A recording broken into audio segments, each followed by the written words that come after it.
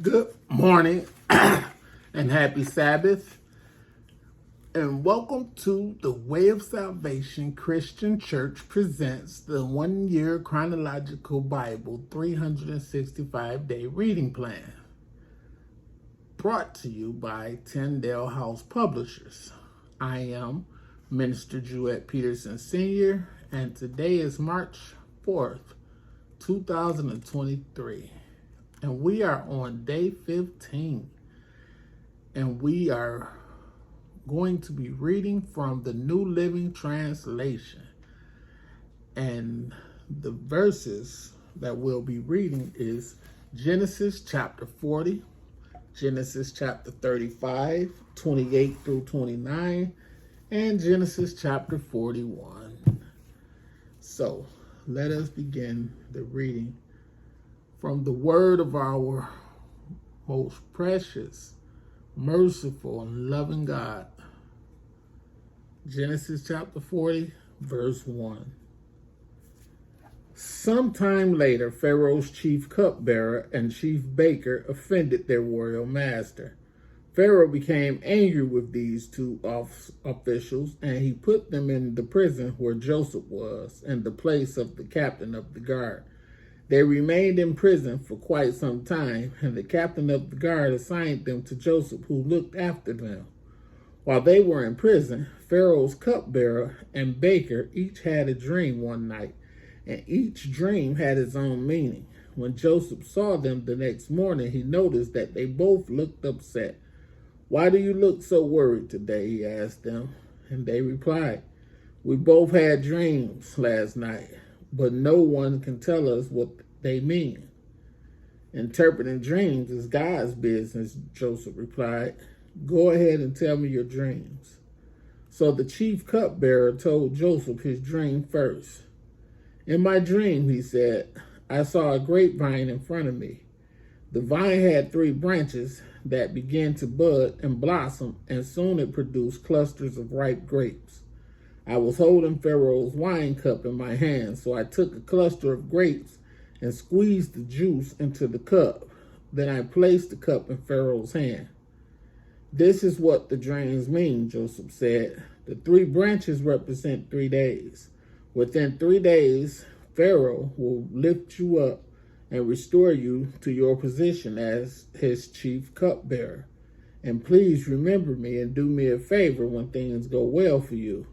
Mention me to Pharaoh so he might let me out of this place. For I was kidnapped from my homeland, the land of the Hebrews, and now I'm here in prison, but I did nothing to deserve it."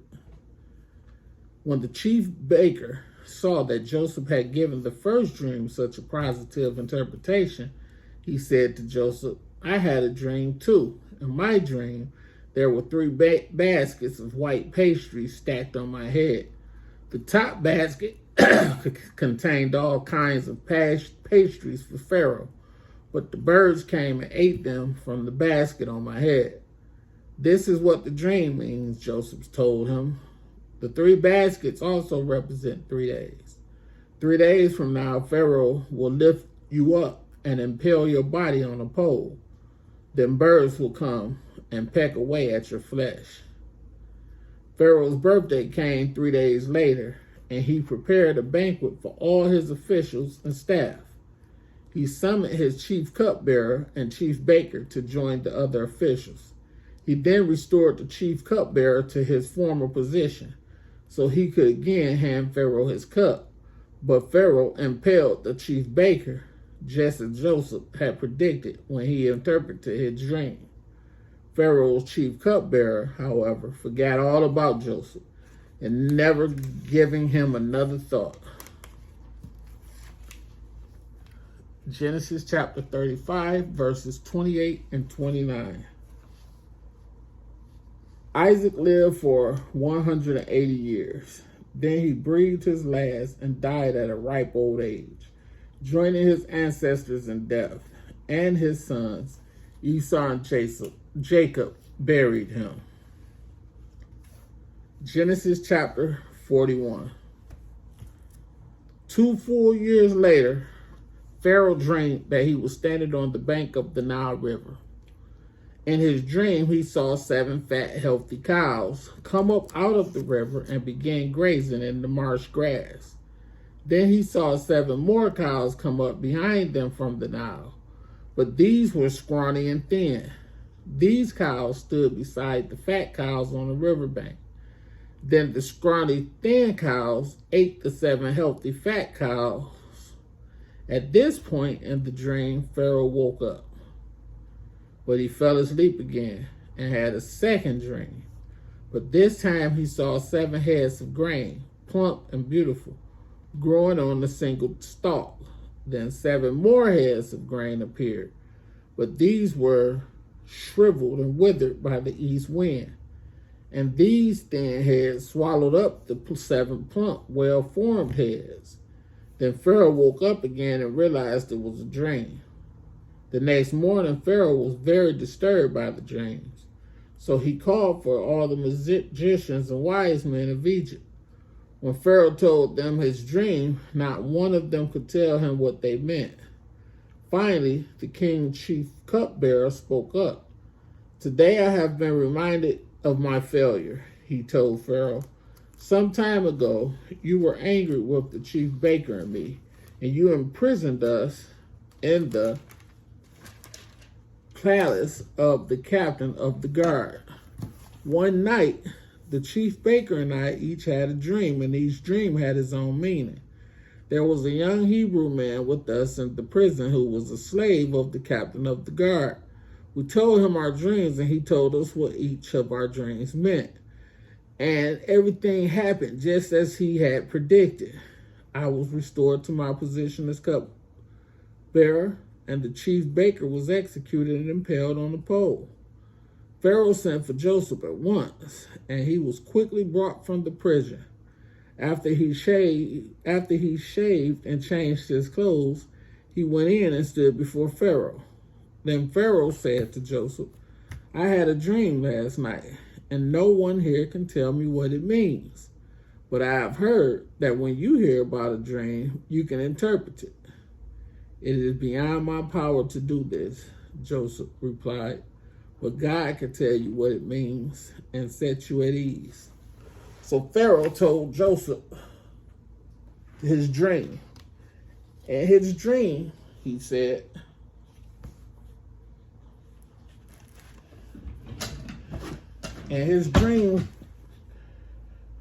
excuse me. Oh, sorry for so many bodily human issues I'm having this morning. So we're going to start at Genesis chapter 41, verse 16. "It is beyond my power to do this," Joseph replied, "but God can tell you what it means and set you at ease." So Pharaoh told Joseph his dream.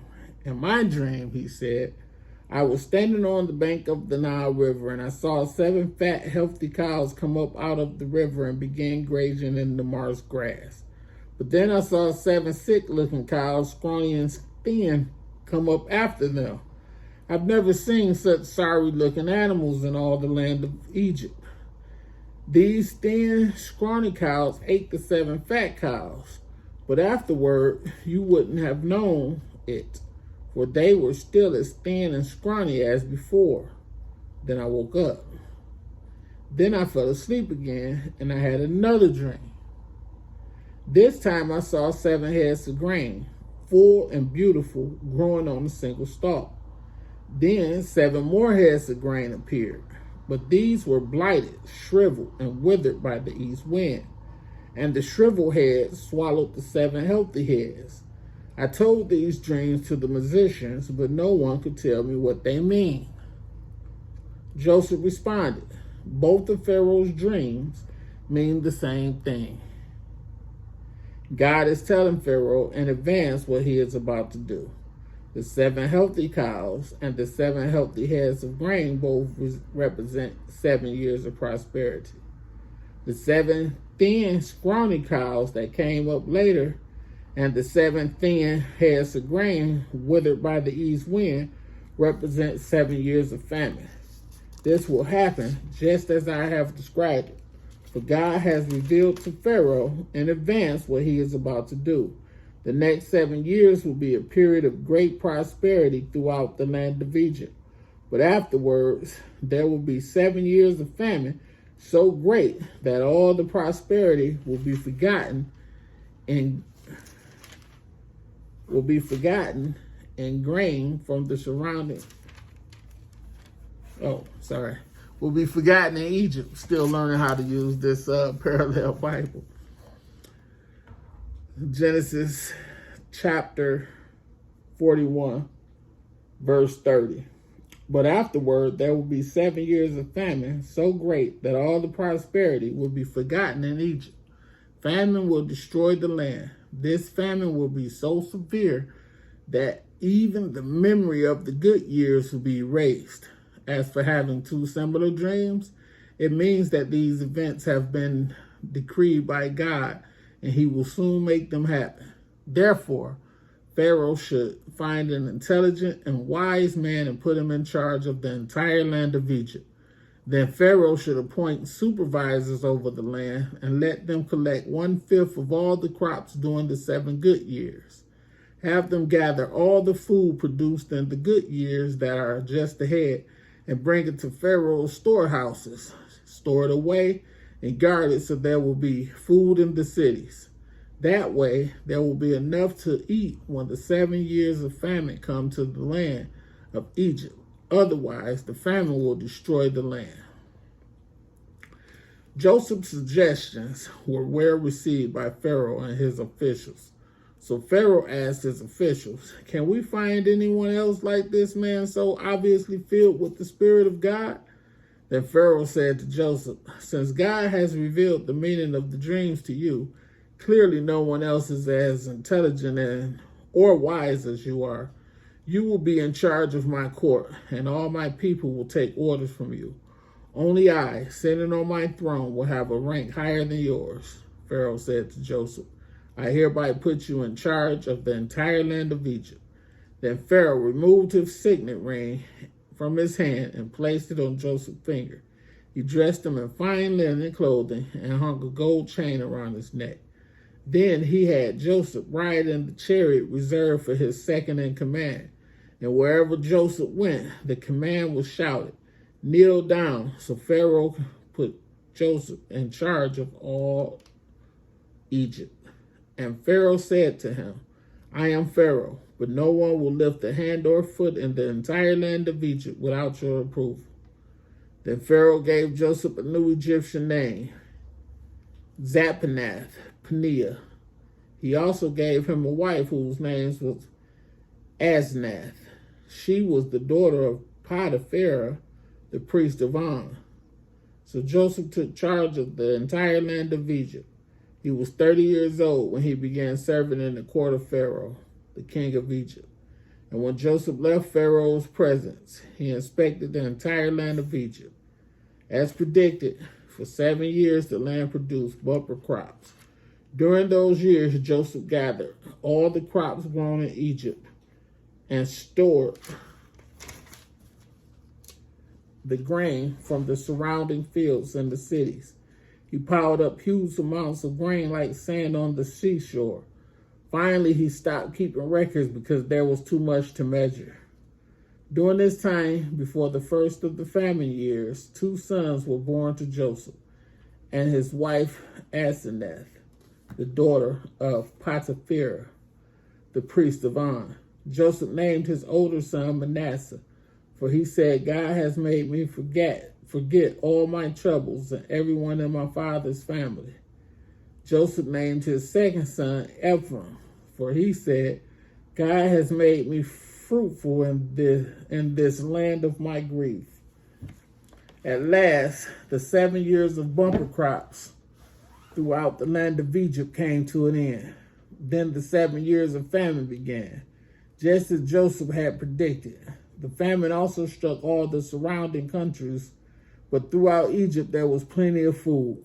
Eventually, however, the famine spread throughout the land of Egypt as well.